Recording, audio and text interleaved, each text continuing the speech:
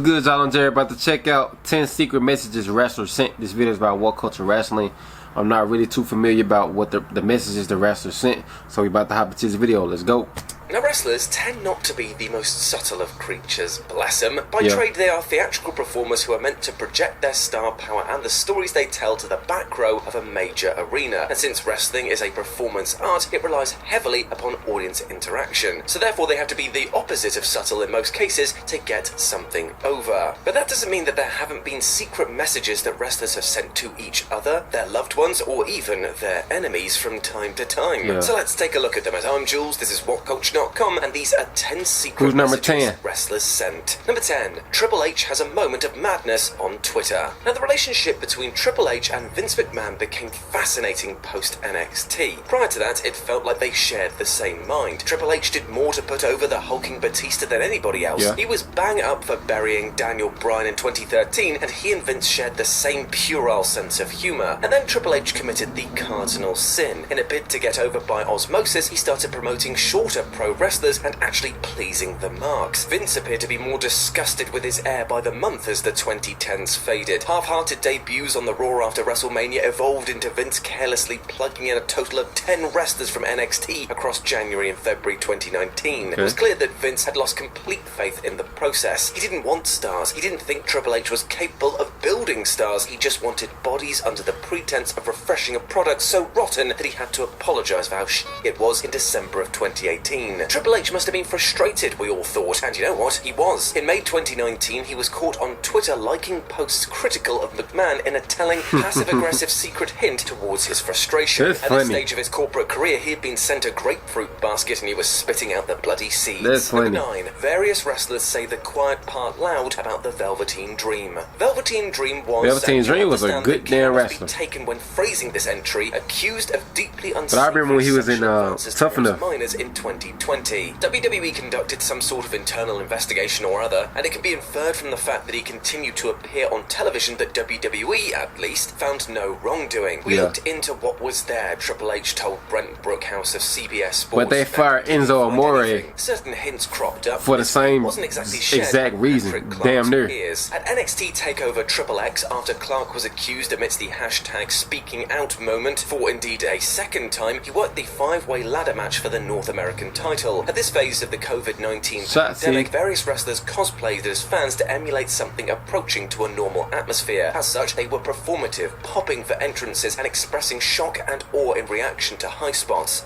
Not so with Clark. Everything he did was met with blanket, seemingly defiant silence. Meanwhile, Rhea Ripley liked a tweet imploring Dream to be fired, and when her partner Adam Cole was announced as working Clark on the December 23, 2020 NXT show, Britt Baker tweeted "lol" with no context. Now, this might be nothing. It should be noted. Perhaps this is all just connecting dots that simply aren't there, but Clark certainly didn't appear to be popular in wrestling circles. Many talents seem to let their feelings be known in subtle, secretive ways. Number 8. Ryback is self-deprecating. Now, let's face it, Ryback is a pretty weird guy. He was a weird guy even before he realised that nobody was ever going to hire him and fell off the deep end entirely, but he was also absolute, pure banter. Now, very little of this was on purpose. He's not an intellectual. In one of the funniest pro wrestling stories ever, according to Cody Rhodes and Bryan Danielson, Ryback thought that James Cameron named his movie Terminator 2 because there were 2 feuding Terminators in it. He was also banter in a deliberate way as well. Referring to himself as the big guy in the third person was funny in a way that is difficult to articulate, and he was prone to a bit of self-deprecation. In addition to admitting to CM Punk that he was dumb as he also sent a sly message to Creative with a message on his weight belt in 2016, when he had officially checked out. He printed the pre-show stopper, willfully no-selling the mandated WWE speak of kickoff as a means of sending up his role as yet another demoted main event act that Vince had lost interest in. Number 7. MJF quickly deletes tweet. Now, if it's difficult to ascertain what's exactly going on with MJF, then that is surely the point. In collaboration with Tony Khan, probably pro wrestling's most compelling week-to-week storyteller, he's now cultivating a blurry mystery. He is legitimately pissed off with what he's earning, as he should be, which has informed the realism of the story. He's also so good and such a thoughtful storyteller that his nuance continues to pose questions. And he was on for a minute. Face at Double or Nothing, and it was so glorious in its subtlety that it still feels like he's on the way out, even if ironically him calling Tony Khan a mark on the next Dynamite was indicative of a repaired relationship. In another beautiful detail, MJF again, provided this is all 100% of work, used technology to advance the arc by tweeting, "I'm running on fumes," a week or so removed from Double or Nothing. He deleted it almost immediately after, knowing that someone, somewhere, would screenshot it for posterity as a candid, secretive post that he thought better of sharing. In short, it's quite brilliant, really. Number 6. Stardust uses subtext. When evolving his post-WWE character, Cody Rhodes was inspired by several industry luminaries. His father was a key influence, of course. He was a very measured and articulate man, drawing indirect inspiration from Nick Bockwinkel, albeit as a face. Cody played a besuited, elegant, timeless figure in contrast to the athletic hybrid superworkers that had almost become indistinguishable from one another. Deep into his AEW run, Cody, by sacrificing his body in an artful, forward-thinking way, operated in a similar way to Mick Foley. He was intent on putting his opponents over and accomplished it with his structural brilliance. He was also, incredibly enough, inspired by Stardust. On February 23rd, 2015, under the paint with a barely suppressed fury, Cody cut a .com digital exclusive promo away from the scripted confines of TV, bemoaning the state of the industry. It was barely in character. "I want a steak," he ranted, "but before I get it, I have to cut the fat. The slack is Goldust, but he's not alone. The slack is Big Show, is Kane, is Mark Henry. My only word is get the attitude out." More famously, when accepting the challenge of Dustin Rhodes again in 2019, Cody claimed that he was here to kill the Attitude Era. In 2015, he was letting people in on a secret. He was sick to the stomach of WWE recycling its past and was planning right here to change wrestling's future. Number 5. Kenny Omega's incredibly subtle burial of WWE. Now, AEW is less than subtle when aiming digs at WWE. CM Punk enthusiastically and viciously ripped the piss out of WWE, begging fans to attend WrestleMania with buy one get one free offers. Several wrestlers have been glimpsed watching the action on Dynamite from physically impossible angles. The imaginary brass ring is often referred to when an ex-WWE performer reveals their intent to become the next best version of themselves in a promotion that will allow them to be it. And throughout 2021, Kenny Omega had some fun at WWE's expense as well, but it was so subtle that it scanned as a secretive in-joke of sorts. When cutting a promo building his program with Hangman Page, he reminded Tony of a conversation that they'd had earlier today. Schiavone was nonplussed. They hadn't talked. This was Omega covertly burying Michael Cole's very unconvincing signature exposition dump. Omega's patter was so sly in 2021 that it escaped the usual toxic reception because many tribal fans just didn't pick up on it. Perhaps that was the real punchline. His priceless non-sports numbnuts insult didn't get a rise out of the usual dickheads. Number 4. The Big Show is a big softie. Now, the Big Show isn't exactly famed for his loyalty. In fact, he's notorious for turning on a once every few months basis. Whenever John Cena needed a stopgap opponent for a B-level pay-per-view, Show was there. Whenever Vince McMahon wanted an elephantine man to do comedy because it's just simply funnier that way, Show, cosplaying as Hulk Hogan, was there. Whenever a bloodied and pretty much murdered Kurt Angle turned heel and needed his babyface murderer to feud with, Show was there. Whenever that uppity I remember he got shot with that tranquilizer dart. Show was there. Kurt Angle done saved his head. That's why he balled.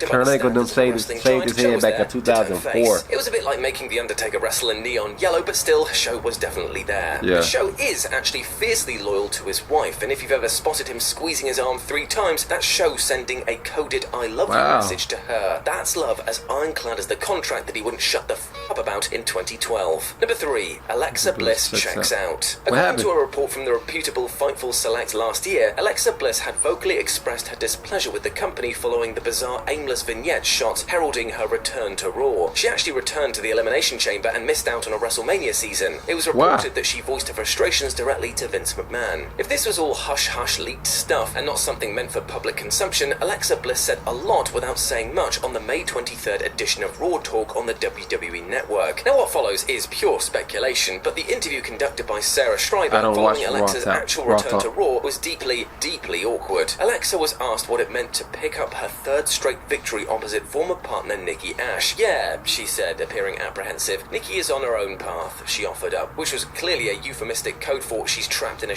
DOA gimmick. And when asked about her own path, in a blink and you'll miss it moment, Alexa looks to the ground. When asked about her momentum, Alexa's eyes darted as she says insincerely that she was really excited about about where it takes her. This all Wow. might be a reach, but Alexa really does seem to be communicating that she hasn't got a f***ing clue what this new character is or she'll actually be doing next. Number 2, The Undertaker and pals are bonded by ink. Now, the Whoa. Bone Street Crew has to be the funniest gang name ever. It's even funnier if you try to picture the discussion in which the name was arrived at. We're tied like brothers, we're in a gang, we need to come up with a name, the Undertaker must have Bone said at Street one Crew. point, and his brothers nodded along. Hell yeah, we do. It needs to sound tough, like Henry O. Godwin said. We ain't no namby-bamby click types. I reckon you're right, Taker said. Hey, what about this? We kick ass, right? We break bones. Bones. What if we break so many bones that we could make a street full of them? And then Phineas Godwin said, what about the Bone Street Boys? And Taker just spat out his tobacco, disgusted, saying that it sounded like a boy band. But it's all less funny when you recall that bone was actually an informal word for dominoes, which Taker and pals played backstage. But the misspelling of crew is still priceless. And number 1, there was a secret subliminal lyric in the Brood's theme. Wow. Let's face it, the Brood were, on reflection, pretty cringeworthy. However, at the time, and as a lover of floofy shirts, I absolutely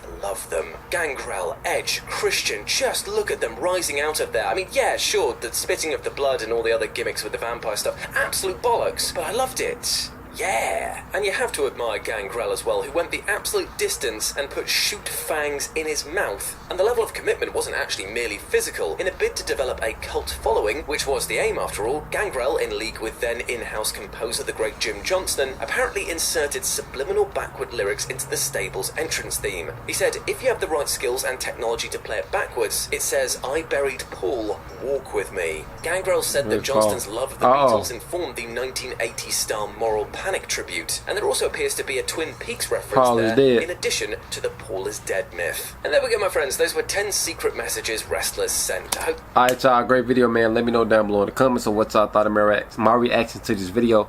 Like, comment, subscribe. Until next time, I'm out. Peace.